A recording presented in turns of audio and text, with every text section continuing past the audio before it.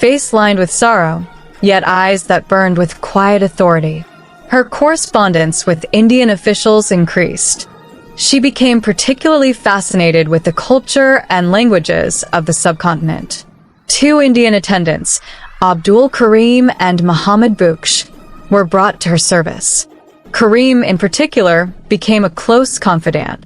He taught her Urdu, shared stories of Indian life, and became something of a surrogate son. This relationship, however, was controversial. The court was scandalized. How could the queen, stoic and immovable, allow herself to be so charmed by a common servant from a distant colony? But they didn't understand her loneliness. Abdul Karim didn't remind her of court etiquette or lecture her with political dogma. He listened, and perhaps that's what she missed most, being heard. She had once found that comfort in Albert, and now, in an entirely different way, she found it in Abdul. Victoria's influence grew steadily, both at home and abroad. She became a symbol of continuity in an age of rapid change. The Industrial Revolution was reshaping cities. The telegraph had shrunk the world, and railways stitched the empire together like threads on a vast, pulsating map. But through all this, the image of the queen, always dignified, always somber, remained a constant. Children across Britain grew up singing songs about her. Soldiers carried her likeness into battle, and poets immortalized her grief and grit in verse. Still, ruling an empire was not without pain. Rebellions in India, unrest in Ireland, wars in Africa, each conflict weighed on Victoria. She read military reports with trembling fingers. She prayed for her generals. She mourned the fallen. The British Empire grew vast, but it grew bloody too. And Victoria, despite her royal distance, was never emotionally immune. She hated war. She feared death. And each new territory added to the empire brought with it a haunting whisper. How much more blood would the crown demand? Her children were now adults, many of them married into European dynasties. Through her lineage, Victoria became the grandmother of Europe, her blood flowing through the veins of kings, queens, and tsars. But family unity was an illusion. Rivalries festered. Politics infected dinners and correspondence. Her own son, Bertie, the future Edward VII, was a source of constant frustration. His frivolity, affairs, and disregard for royal decorum embarrassed her. She adored him as a mother, but disapproved of him as a monarch in waiting. Yet the world loved Bertie. He was everything Victoria was not: sociable, theatrical, and outwardly affectionate. And perhaps that's why their relationship remained tense. She saw in him everything the world seemed to crave, and she feared that when her time ended, his reign would unravel the very fabric of what she had fought to preserve. Despite personal doubts and national crises, Queen Victoria endured. She traveled more in her later years than ever before, often visiting Scotland, France, and even parts of the empire. Crowds gathered in awe wherever she went. They didn't see a frail widow anymore. They saw a legend. And Victoria, though never free from the pain of loss, had found a new identity. Not in forgetting Albert, but in carrying his legacy into the world. She was not merely surviving anymore. She was reigning. Stronger, older, wiser, and deeply, humanly alone. By the late 1880s, her image had shifted again. Now she was a grandmother figure, a symbol of gentler strength. Children sent her drawings. Families hung her portraits in parlors. She received birthday tributes from every corner of the globe.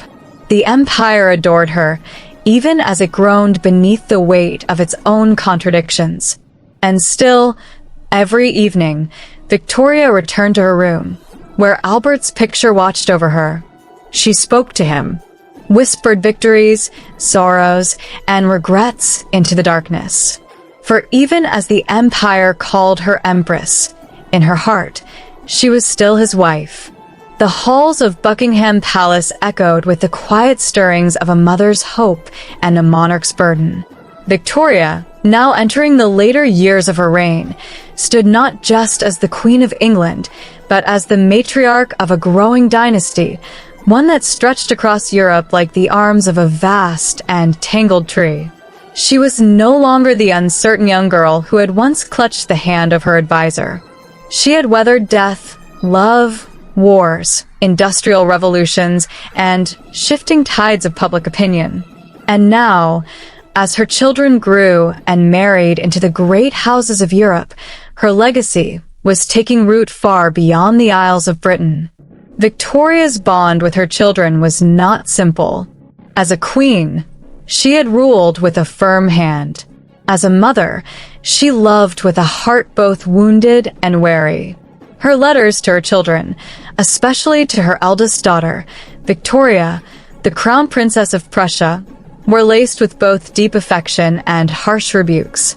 She wished for obedience, but also admiration. She wanted loyalty, but craved independence.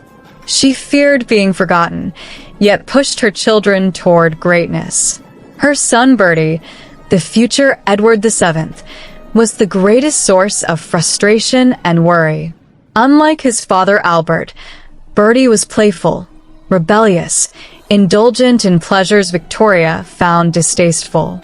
She could never understand how a son of hers, raised in the ideals of duty and honor, could so easily chase scandal and leisure. When Bertie married Princess Alexandra of Denmark, it should have been a moment of joy. Instead, Victoria watched with suspicion, questioning his ability to lead.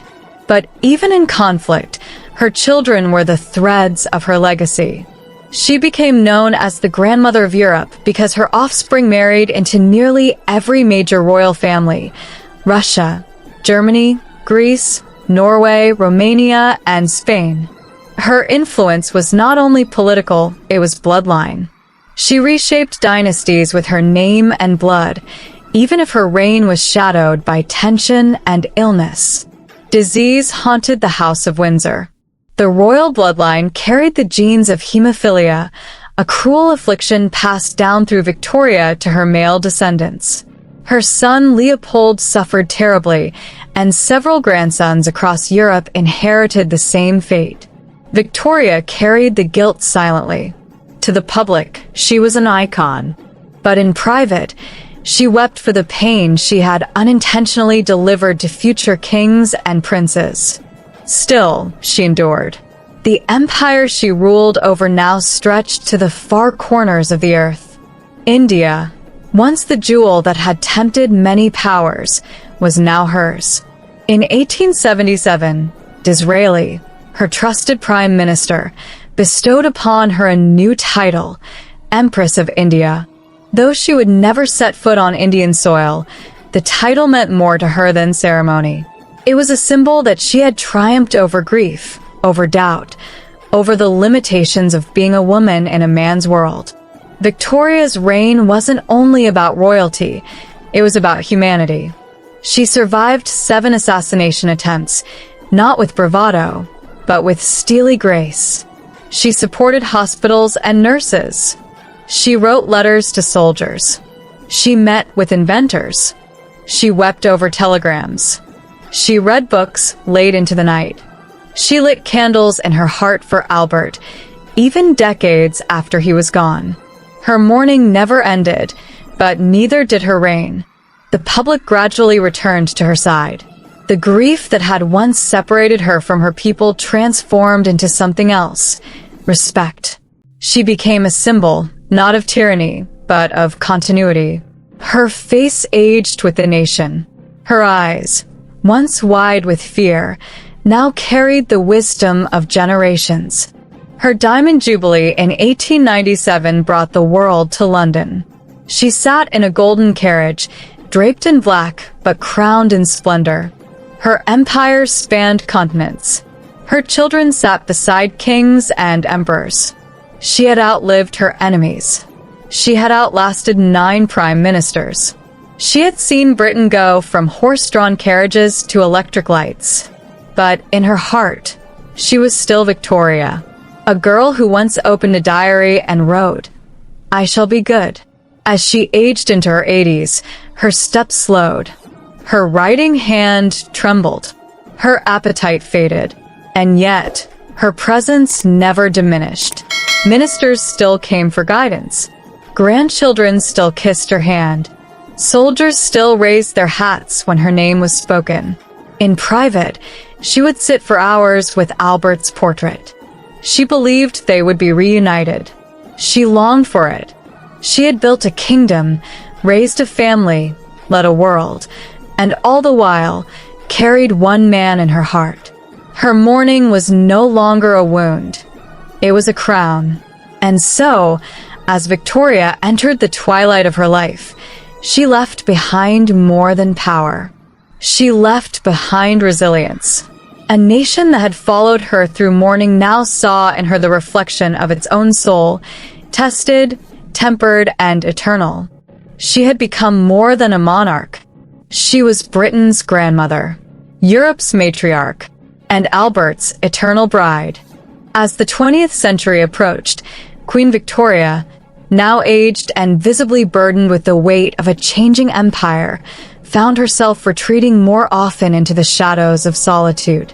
The once vibrant monarch who had danced with destiny as a girl queen and built an empire beside her beloved Albert was now a woman surrounded by silence. Her world had shifted, and the people she had loved most were gone. Her children were grown. Her empire stretched farther than any in history, and yet she was utterly, profoundly alone. She took comfort in routine, early morning walks, correspondence with her ministers, and family portraits that preserved memories more vivid than the voices in her drawing rooms. Her health had begun to fail. She no longer rode her horse as she once had. The strength in her limbs was giving way, but her will, stubborn, commanding, immovable, remained resolute. Still, she knew her time was nearing its end. Victoria's days were punctuated by the echoes of the past. Every corridor in Osborne House whispered Albert's name. She still wore black. Even after 4 decades of mourning, she hadn't surrendered to time what love had meant to her. In private letters, she still referred to Albert as my angel, and it was to him she spoke in the quiet hours of the night, hoping perhaps that he could hear. The world, meanwhile, was evolving. Automobiles rattled through the streets. Wireless telegraphs whispered voices across oceans. There were wars on the horizon, whispers of revolutions, and signs that even the greatest of empires were not immune to time's scythe. Yet Victoria still wrote with a feathered pen, signed papers with regal precision, and held the hand of Britain in hers as if she were still the young queen who had sworn to serve it forever. In the last months of her life, Victoria found some comfort in her great-grandchildren, especially little Prince Edward, whom she called a ray of sunshine. But she also became increasingly weary, sometimes sleeping through meetings, her eyesight fading, her appetite diminishing. In January 1901, at Osborne House on the Isle of Wight, she fell ill. It began quietly, a cold, a fever, but soon worsened into something deeper, something final. Doctors tried to reassure the family, but inside every hallway and heart, the truth was understood. The Queen was dying. On January 22nd, 1901, Queen Victoria passed away, surrounded by her family. Her son Edward held her hand as the light faded from her eyes. The woman who had ruled longer than any monarch in British history, who had seen the rise and transformation of the modern world, who had loved, lost, and led an empire, was gone. The entire British Empire went into mourning. Bells tolled across continents. Black crepe-draped doorways in India, Africa, Canada, Australia. In London, thousands lined the streets in the cold, tears freezing on their cheeks, watching the Queen's coffin pass by. And even among republics and rival nations, tributes poured in. For whatever one's view of monarchy, all agreed. An era had ended. She was buried beside Albert at Frogmore, just as she had wished. A sprig of flowers from his grave was placed in her hand. On her finger was his wedding ring, and tucked into her coffin was a lock of John Brown's hair, a final, quiet rebellion of the heart. Victoria had once said, "We are not interested in the possibilities of defeat." And in many ways, she had lived up to that promise. She had weathered personal storms and political upheavals. She had been both idolized and criticized. But in the end, she remained an enduring symbol of an age now forever known as the Victorian era. It was more than a reign. It was the world. And as the Queen's body was lowered into the ground, a new century opened its eyes. The final curtain had fallen, but her shadow still lingered, long and solemn, over every map and memory, over every monarch who would ever follow, and over every soul who ever wondered what it truly meant to reign not just with power, but with grief, dignity, and love. As the final years of Queen Victoria's life began to unfold, an eerie stillness fell across the empire she had spent a lifetime shaping. The world was changing. Technology surged forward with steam, electricity, and steel.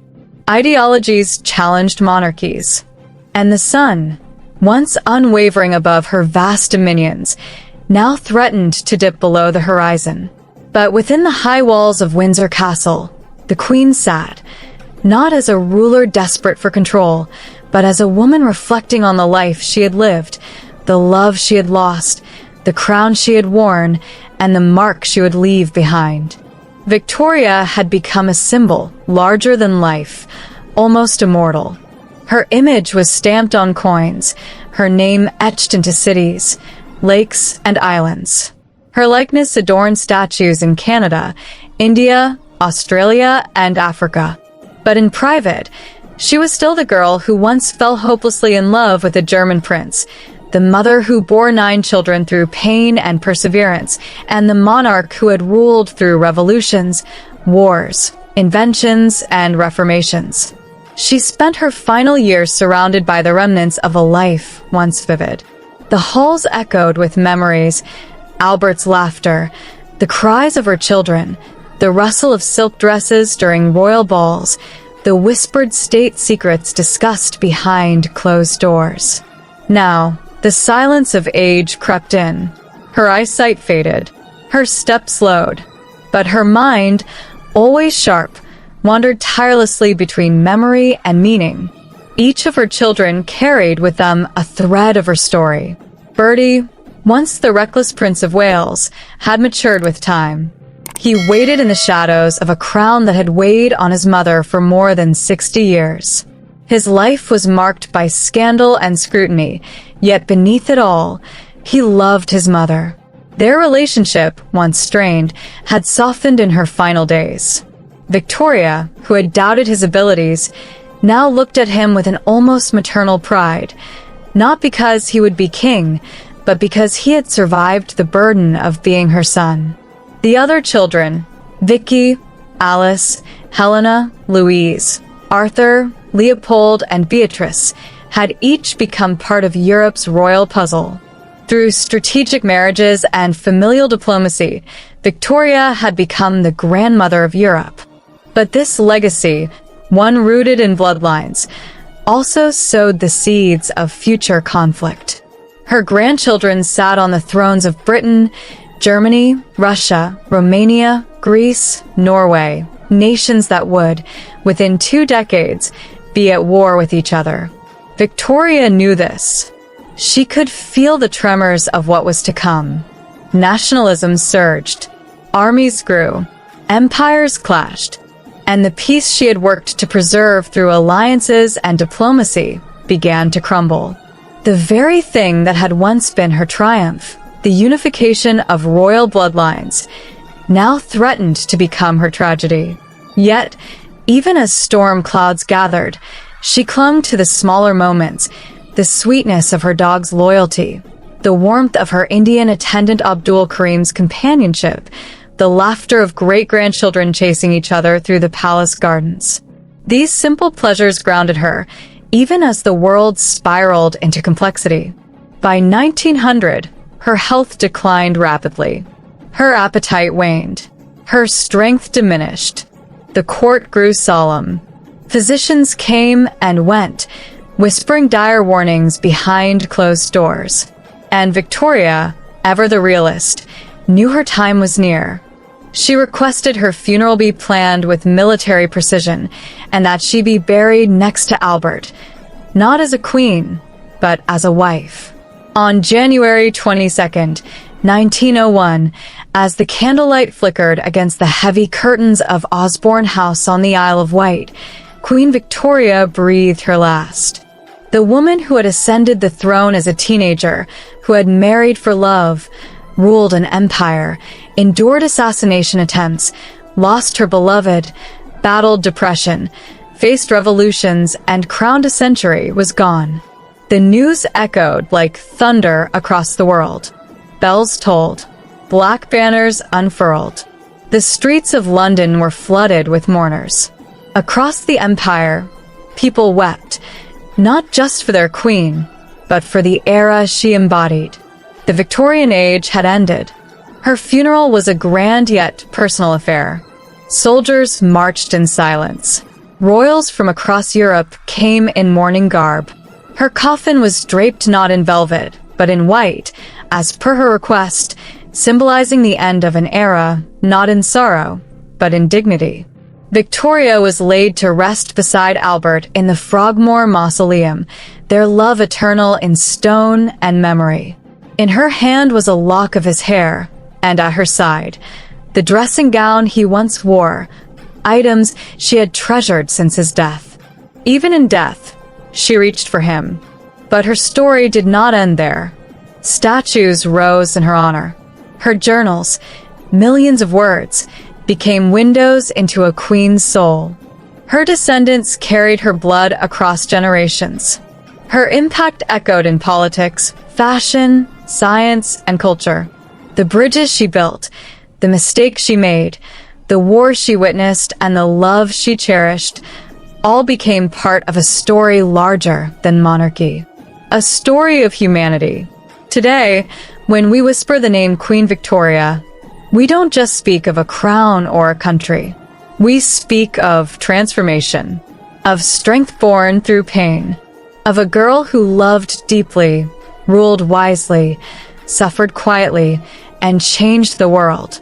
The final curtain may have fallen, but her legacy still echoes in every corner where the sun once never set. She was more than a queen, she was a heartbeat in history. From a lonely girl to a grieving widow to the mother of an empire, Queen Victoria carried a world of sorrow behind a crown of steel. Her reign ended, but her story lives on in every strong woman, every broken heart that kept beating, and every soul who found purpose through pain. This wasn't just her legacy. It's a mirror for us all. Thank you for watching.